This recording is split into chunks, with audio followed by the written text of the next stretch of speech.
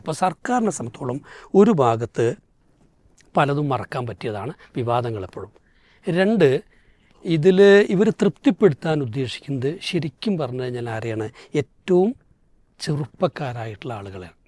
അത് സ്കൂളിലും കോളേജിലൊക്കെ പഠിക്കുന്നവർക്കാണ് പരമമായ സ്വാതന്ത്ര്യം അനുവദിച്ചു കൊടുത്തിട്ടുള്ളത്. വസ്ത്ര സ്വാതന്ത്ര്യം അനുഭവിച്ചിട്ടുണ്ട്, ആഘോഷ സ്വാതന്ത്ര്യം അനുവദിച്ചിട്ടുണ്ട്. അപ്പോൾ അത് പുതിയ വോട്ടർമാരാണ്. അപ്പോൾ അവരെ കിട്ടുന്നുള്ളൊരു ഇതായിരിക്കും ഒരു പക്ഷേ അതിൻ്റെ പിറകിലുള്ള ഏറ്റവും വലിയൊരു താല്പര്യം. ഉദ്യോഗസ്ഥന്മാരെടുത്ത് നോക്കും, ഓരോ സംബന്ധിച്ചോളം ഒഴിവുദിനുണ്ട്, ബോണസ് ഉണ്ട്, അലവൻസ് ഉണ്ട്, ആ രീതിയിലുള്ള സൗകര്യങ്ങളൊക്കെ ഉണ്ട്. പിന്നെ കച്ചവടക്കാരെ സംബന്ധിച്ചിടത്തോളം ധാരാളം കച്ചവടം കിട്ടുന്ന ഇതാണ്. ഈ കോളേജുകളെയും ഒക്കെ പ്രത്യേകിച്ച് ഇപ്പോൾ പറയുന്നത് നേരത്തെ ഇത് തടഞ്ഞിരുന്ന പല കോളേജുകളും ഇപ്പോൾ ഇത് അനുവദിക്കുന്നു എന്നാണ്. അതിൻ്റെ കാരണം എന്താ വെച്ചാൽ പുതിയ വൈബുള്ള കുട്ടികൾ അഡ്മിഷൻ എടുക്കണമെങ്കിൽ ഇപ്പോൾ കോളേജുകൾക്ക് ക്രൈസിസ് ഉണ്ട്, അഡ്മിഷൻ ക്രൈസിസ് ഉണ്ട്.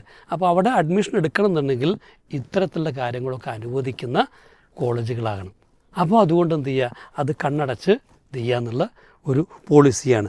കുട്ടികളെ സംബന്ധിച്ചോളം പിന്നെ വളരെ സന്തോഷം. കാരണം അവർക്ക് സാധാരണ കിട്ടാത്ത എല്ലാ സ്വാതന്ത്ര്യങ്ങളും ലഭിക്കുന്നു.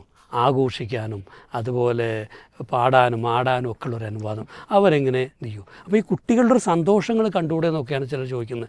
ഞാൻ പറയുന്നു 12 മണിക്ക് നിങ്ങൾ കോളേജിൽ എത്തുകയാണെങ്കിൽ രാത്രി നിങ്ങൾക്ക് അവിടെ മുഴുവൻ കോളേജും ലൈറ്റപ്പ് ചെയ്തിട്ട് ഡാൻസും പാട്ടും കളിക്കാൻ അനുവാദമുണ്ടെന്ന് പറഞ്ഞു കഴിഞ്ഞാൽ ഉറങ്ങാതെ കുട്ടികൾ എന്ത് ചെയ്യും, സ്കൂളിലേക്ക് എത്തും.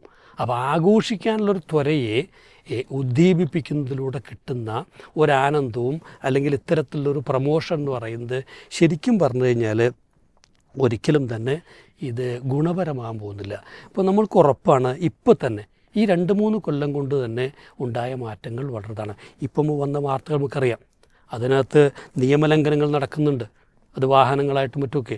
ചെറിയ കുട്ടികൾ മദ്യപിച്ചു എന്നുള്ള വാർത്ത ഉണ്ട്, ലൈംഗികാതിക്രമങ്ങളുടെ വാർത്ത വരുന്നുണ്ട്. അപ്പോൾ ഇതൊരു കൈവിട്ട കളിയാണ്, ഒരു കൈവിട്ട കളിയാണ്. 2-3 വർഷം കൊണ്ട് ഞാൻ ഉറപ്പിച്ചു പറയുന്നു സർക്കാരിന് ചില നിലപാടുകൾ എടുക്കേണ്ടി വരും. ഇപ്പോൾ നമുക്കറിയാവുന്നതാണ്, ഇപ്പോൾ ടൂറ് പോകുന്ന കുട്ടികൾ അതിര് വിട്ടപ്പോഴൊടുവിൽ ട്രാൻസ്പോർട്ട് ഡിപ്പാർട്ട്മെൻറ്റിന് വെച്ചാൽ ആദ്യമൊക്കെ എന്ത് ചെയ്യേണ്ടി വന്നു. സർക്കാർ ആ രീതിയിൽ പലപ്പോഴും തിരുത്തേണ്ട അവസ്ഥ ഉണ്ടാവുന്നുണ്ട്. ഇതിനേക്കാളൊക്കെ ഭീകരമായിട്ടുള്ള അവസ്ഥയിലേക്ക് പോവുകയും സർക്കാരിന് റീതിങ്ക് ചെയ്യേണ്ട അവസ്ഥ വരും എന്നതിൽ യാതൊരു സംശയവും വേണ്ട.